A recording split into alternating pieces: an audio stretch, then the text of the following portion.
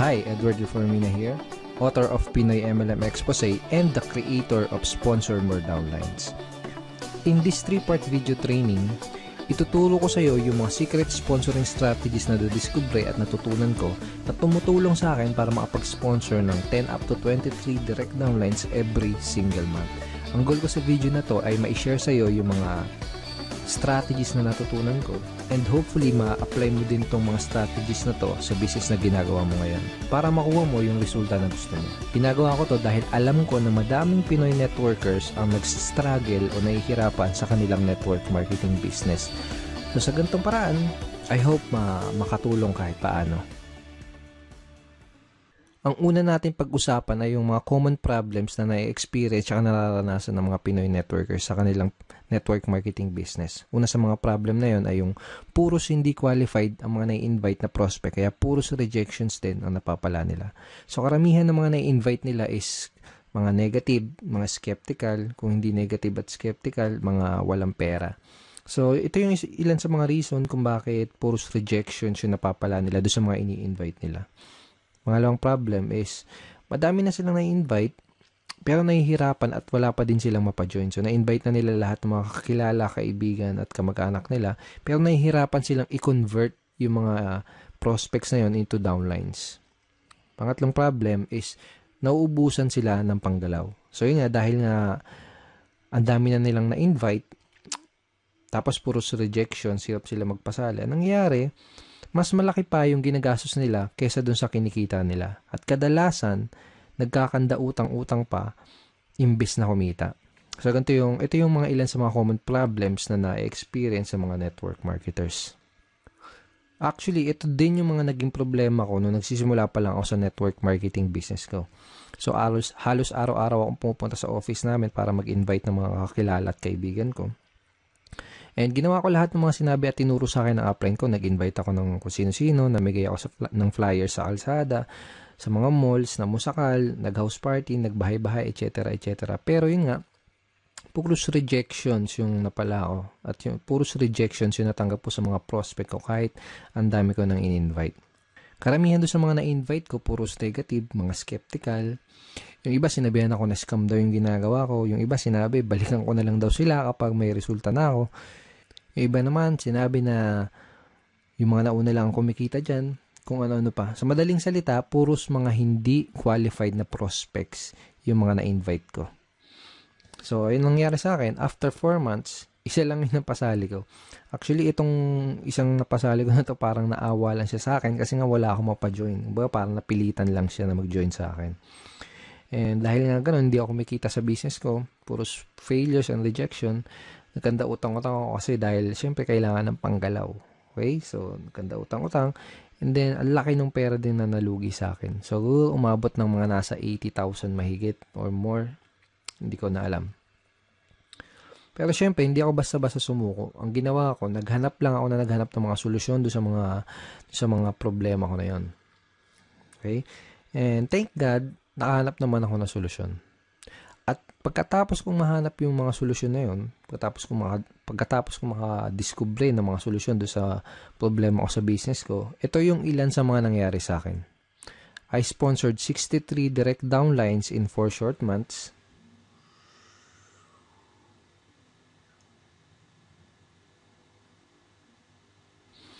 And consistently na din ako nakakapag-sponsor ng 10 up to 23 direct downlines every single month. Tapos mas mabilis ko na-build yung business ko at nagsimula akong mag-duplicate dun sa mga kagrupo ko. Okay? So, yung mga solutions na natutunan ko, yung mga solution na na-discover ko, yun yung mga pag-uusapan natin sa 3-part video training na to. Yung mga solusyon na yun yung mga matututunan mo sa video training series na to. Okay, so pag-usapan ulit natin yung typical scenario na nangyari sa mga network marketers. So, pumasok sila sa network marketing business nila, first time man or kung may past experience. Pero nangyari ganito, excited sila sa una, pump up sila. So, shinare kagad nila yung business nila sa mga kaibigan, sa mga kakilala, kamag-anak nila. Nag-prospecting agad sila. Nag-share sa Facebook, invite dito, invite doon, invite sa kaliwat kanan yung pag-i-invite. Tapos excited na excited sila and pump up sila dahil ang ine-expect nila is makukuha na nila yung mga pangarap nila. Ine-expect nila is makukuha na nila yung mga goals nila. Okay? Pero ang nangyayari, unfortunately, puros rejections, puros failures, at puros frustrations yung na sumasalubong sa kanila. Tapos nagtataka sila kung bakit ganun yung nangyayari. Hindi nila alam kung bakit ganun yung nagiging resulta kahit binibigay naman nila lahat ng effort nila. Kahit ginagawa na nila lahat ng mga tinuturo sa kanila. Hindi nila alam na ang tunay na problema, kaya sila nahihirapan, ang dahilan kung bakit puros rejections ang napapala nila ay dahil hindi nila alam kung paano mag-pre-qualify o mag-sort out ng mga prospects. Kaya nangyayari, madami silang oras, effort at pera na sinasayang sa pakikipag-usap sa mga unqualified na prospects. Hindi din nila alam kung paano sagutin ng tama yung mga common MLM objections. Kaya kahit qualified na yung mga prospect na kausap nila, hindi pa din nila mapajoin dahil sa mga objections na hindi nila nasasagot ng tama. Okay? At hindi nila alam, karamihan, hindi nila alam kung paano mag-close effectively. Kaya kahit madami silang mga prospects na kinakausap, hirap pa din silang makapag-recruit. Bago ko ituro, bago ko i-share sa iyo yung mga solusyon sa mga problema na to, first, I would like you to imagine na nag-apply ka sa McDonald's. Sabihin natin, nag-apply ka sa McDonald's tapos natanggap ka sa trabaho. Pero ito yung scenario. Wala kang kahit anong alam sa pagluluto, hindi ka pa nakapagprito kahit isang beses, hindi mo pa nagagawang magluto sa tanan ng buhay mo. Okay? Ngayon, ito yung tanong. Kapag inutusan ka ba ng manager para pumunta doon sa kitchen para magprito ng burger patty, ang tanong is, magagawa mo ba ng tama yung trabaho mo? Yung inutos sa'yo? Malamang hindi kasi nga wala ka pang background, wala ka pang knowledge para gawin yung task na yan. Tingin mo alam mo kung kailan mo babaliktarin yung burger patty. Tingin mo alam mo kung luto na o kung hilaw pa yung burger patty na niluluto mo. Malamang hindi kasi nga wala ka pa nung idea, wala ka pa nung tamang knowledge para gawin yung trabaho na yun.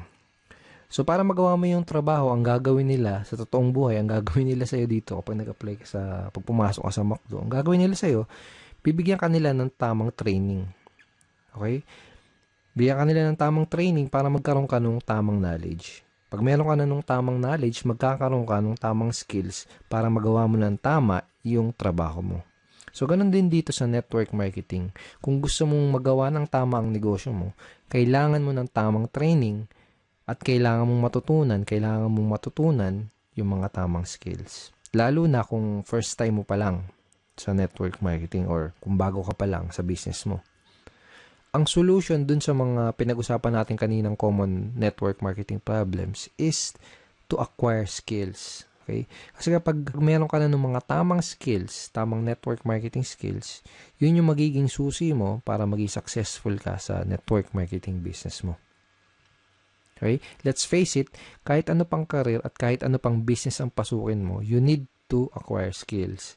Kahit yung simpleng pagbabaligtad lang ng burger patty sa McDonald's, kahit yung simpleng ganung trabaho, is kailangan ng tamang skills, kailangan ng tamang training. What more pa kaya yung network marketing business mo, di ba? So, karamihan ng mga networkers parang ganito kasi nangyayari. Para silang sumusugod sa gera na wala silang dalang bala. Kumbaga, hataw sila ng hataw, araw-araw silang humahataw, kahit wala pa sila ng mga necessary skills na kailangan para magkaroon ng resulta at para magawa ng tama yung business nila. Kaya madalas na nangyayari, mas nauuna pa silang mag-quit bago pa nila matutunan yung mga tamang skills. So, kung nahihirapan ka ngayon, kung nahihirapan ka makapag-sponsor, kung nahihirapan ka makapag-recruit, kung nahihirapan ka sa network marketing business mo, yun ay dahil wala ka pa nung mga kinakailangan na skills para maging effective na networker. Kung gusto mo ng resulta sa business mo, aralin mo lang ng mabuti yung mga skills na yun. Ngayon, pag-usapan natin na yung 3 solution skills to success that you need to learn. Ito na yung mga skills na kailangan mong matutunan. Ito na yung mga skills na kailangan mong ma-master kung gusto mong magkaroon ng resulta sa business mo. Okay, first skill is sorting skill. Second is objection handling. Third is closing skill. Ang una natin pag-usapan ay yung sorting. Bibigyan kita ng magandang analogy para mas mag-grasp at mas maintindihan mo na mabuti kung ano ba tong sorting. So, sabihin natin may nakita kang 3 mansanas dun sa lamesa. Okay? So, gusto mo kumain ng mansanas, kaya ang ginawa mo, kumuha ka ng kutsilyo, hiniwa mo sa gitna yung mansanas. Yung unang mansanas nakita mo, bulok na yung loob niya. So, ang ginawa mo, hindi mo kinain. Okay? Pangalawang mansanas na hiniwa mo, nakita mo, may uod yung loob. So, ang ginawa mo, hindi mo din kinain. Okay? Yung pangatlong mansanas na hiniwa mo, nakita mo, okay na siya. Hinug na, at pwedeng-pwede nang kainin. So, yun ang kinain mo. Yun lang yung kinain mo. So, ang ginawa mo, hindi mo kinain yung naunang 2 mansanas kasi nalaman mo kaagad na hindi sila maganda kainin tsaka baka magkasakit ka pa. Okay? Ganun yung sorting. Pwede mong i-apply to sa network marketing business mo. Pwedeng sa simula pa lang, pwedeng sa una pa lang ay malaman mo na kaagad kung sino lang ba yung mga qualified dun sa lahat ng mga prospect na kinakausap mo. Para mag-i-invest ka lang ng oras, ng effort, tsaka ng pera mo doon sa mga qualified na prospect. Napaka-importante na matutunan mo ang skill na to kasi kapag marunong ka mag-sorting, hindi ka na mag-aaksaya ng oras, effort at pera para lang kausapin yung mga hindi qualified na prospects. Okay? Pag marunong ka mag-sorting, mas makakapag-save ka ng valuable time mo dahil ang mga kakausapin mo lang ay yung mga taong gustong makinig ng business presentation mo at ng mga sasabihin mo. Mas less din yung magiging rejection mo dahil masasala mo ng maigi yung mga makakausap mo at madadala mo sa opisina nyo. Ngayon, tatanungin kita, sino mas gusto mong kausapin? Sino mas gusto mong entertainin? Sino yung mas gusto mong dalhin sa opisina nyo? Yung mga taong walang idea sa pupuntahan nyo, yung mga negative, mga skeptical, yung mga walang pang-invest, o yung mga qualified, open-minded, at may mga desire maging successful na prospect na interesadong malaman ang opportunity mo. Okay? So, di na kailangan tanungin, di ba? You can easily sort your prospects by identifying the reason why. Madali mong masusort out yung mga prospects na kinakausap mo. Ang kailangan mo lang gawin is alamin mo kung mayroon ba silang sapat na reason why, kung ano ba yung reason why nila, kung may maganda ba silang reason why para maging part ng business mo. Okay? So, sabihin natin may kinakausap kang prospect, may pinoprospect ka, o kaya sabihin natin may nag-inquire sa'yo sa mga advertisement mo, sa mga online post mo, sa mga post mo sa mga dyaryo, etc. Kung ano man yung ginagawa mong promotion. Ito yung mga ilan sa mga kailangan mong malaman para malaman mo kung qualified ba yung prospect na kinakausap mo. Okay? Bakit nila kailangan ng additional income? Bakit nila gustong maging successful? May problema ba silang gusto nilang masolusyonan? Bakit nila gustong magkaroon ng pagbabago at mas magandang buhay? Madali mong ma-identify yung mga reason why ng prospect mo by simply asking the right questions. This time, gusto kitang bigyan ng mga example questions, example lines na ginagamit ko para magawa kong malaman kung yung mga reason why ng prospect ko, para magawa kong malaman kung qualified ba yung prospect na kinakausap ko. So, sabihin natin na introduce mo na yung opportunity mo. Ito yung question na pwede mong itanong sa kanya para malaman mo kung ano yung reason why niya at para malaman mo kung qualified ba siya na prospect para sa business mo. Ito. Pwede mo bang sabihin bakit gusto mong magkaroon ng blank? Okay? So, sabihin natin, in-offer mo yung opportunity mo as a part-time business or home-based business, extra income, o kung ano man. Ganito. Ganito sasabihin mo. Pwede mo bang sabihin bakit gusto mong magkaroon ng home-based business? Pwede mo bang sabihin bakit gusto mong magkaroon ng part-time income? Okay? Another example, another variation ng question na to, ito. Ano yung reason bakit ka interesado na magkaroon ng blank? Okay? Again, ilalagay mo doon sa blank kung paano mo ina-offer yung opportunity mo. For example, ano yung reason bakit ka interesado na magkaroon ng home-based business? Ano yung reason bakit ka interesado na magkaroon ng part-time income? Ano yung reason bakit ka interesado na magkaroon ng additional source of income? Malalaman mo kung qualified ba yung prospect na kinakausap mo base dun sa isasagot niya dito sa itatanong mo. Kapag tinanong mo sa prospect mo to, ganito yung pwedeng isagot niya sa'yo. Okay. So basically, this is a screenshot ng chat conversation ko with the prospect. Basically, may kinakausap akong prospect sa Facebook and gusto kong malaman kung qualified ba siya na prospect para sa business ko. Kaya tinanong ko, ito, bakit mo gustong magkaroon ng additional source of income? So, ang sinagot niya, first reason is family. Okay? And sinabi niya din na lumalaki na yung family ko. I have one daughter and incoming baby this May 2013. So basically, anong nangyari, sinabi niya sa akin yung reason why niya. Kung bakit niya gusto magkaroon ng additional source of income. Nalaman ko na qualified siya na prospect dahil meron siyang sapat at magandang reason why para gawin yung negosyo. Okay? Nalaman ko na kailangan niya ng dagdag na income kasi nga lumalaki na yung family niya. So, lumalaki na yung mga bills na babayaran niya, mga nganak yung misis niya, etc. So, sa madaling salita, nalaman ko na qualified siya na prospect by simply asking these questions. Okay. Lahat ng prospect na kinakausap ko, inaalam ko muna ng maigi kung meron ba silang maganda o sapat na reason why. Doon ko kasi malalaman kung qualified ba sila na prospect o hindi. Alam ko kasi na kung wala silang mabibigay na magandang reason why or sapat na reason why, hindi rin sila mamomotivate na mag-take ng action. Hindi sila mamomotivate na mag-join, hindi sila mamomotivate na maglabas ng kapital. Baga wala silang sapat na reason why para magsimula ng isang network marketing business. Kung wala silang mabibigay sa akin na magandang reason why or sapat na reason why, hindi ako mag-aaksaya ng panahon para explainan pa sila, para dalhin pa sila sa office. That is how I sort my prospects and that is how I qualify my prospects. Okay, so possible scenario, sabihin natin na tinanong mo na to sa tong questions na to sa prospect mo, pero sabihin natin ang nangyari ay hindi kagad siya nag-open up sa'yo. Sabihin natin na hindi niya kagad sinabi sa'yo yung reason why niya. Posible kasi na mangyari yon, lalo na kung kakikilala mo pa lang sa kanya o kaya hindi ka pa nakakapag-build ng rapport. Posible na kapag tinanong mo sa kanya tong questions na to, itong ano yung reason bakit ka interesado na magkaroon ng additional source of income, posible na yung isagot niya lang sa'yo ay parang yung mga wala lang. Gusto ko lang kumita ng additional income. Pwedeng ganon. So, walang sapat na reason why, di ba?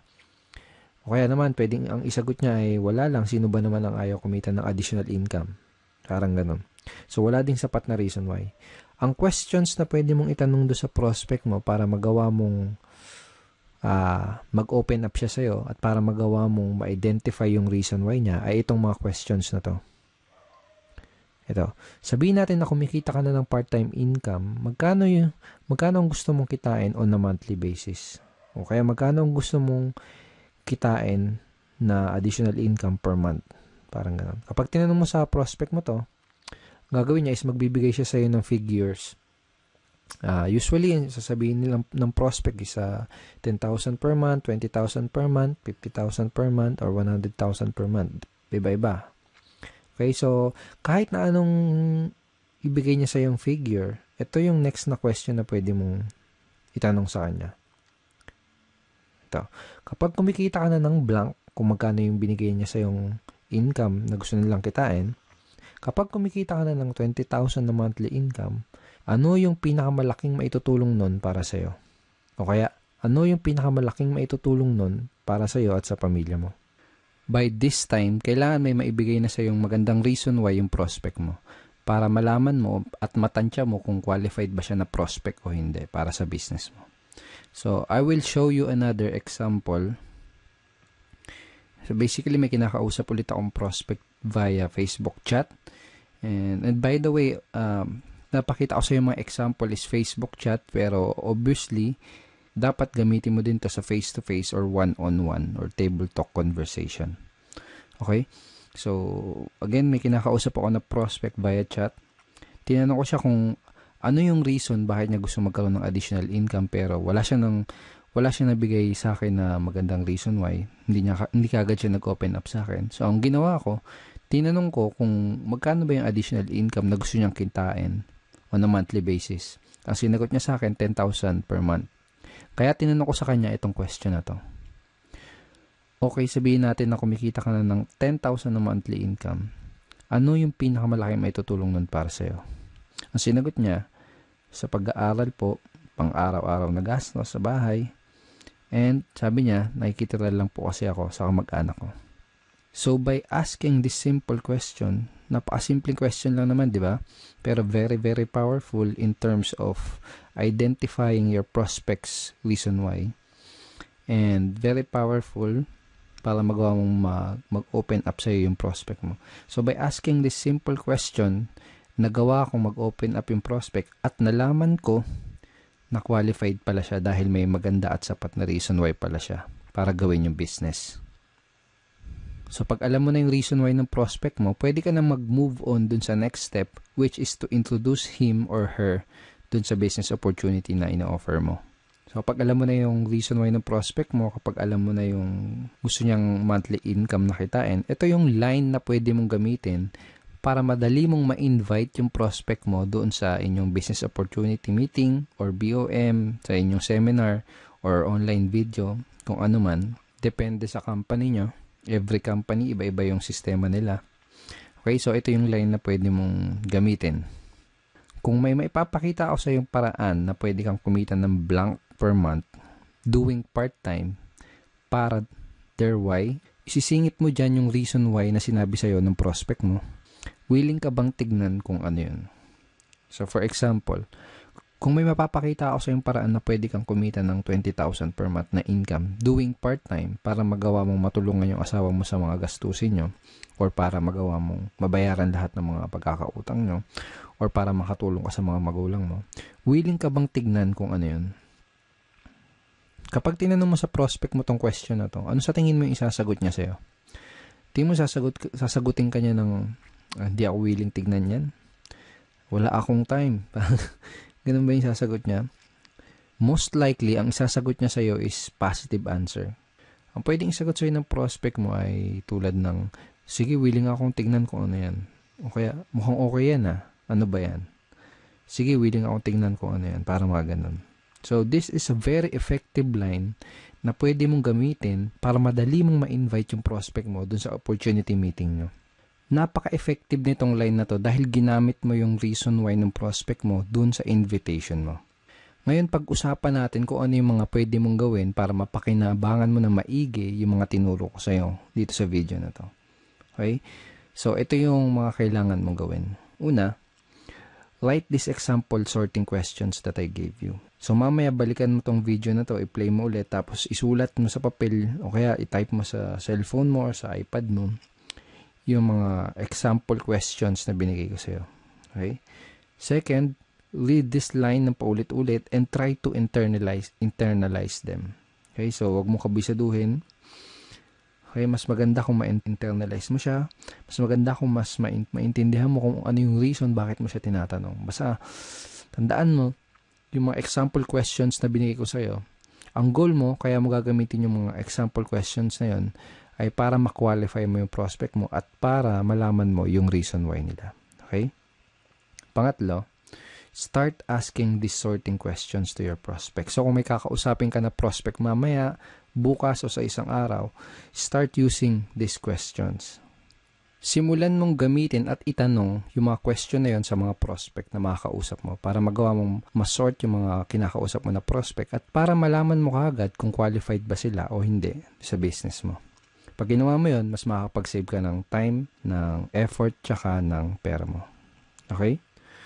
So, thank you so much for watching this video. I hope madami kang natutunan din sa training video number 1. In training video number 2, pag-uusapan natin na yung some of the biggest misconceptions ng mga networkers. Ito yung mga maling akala ng mga networkers na pumipigil sa kanila para magkaroon ng resulta. Pag-uusapan din natin sa training video number 2, kung paano mo sasagutin yung mga common MLM objections.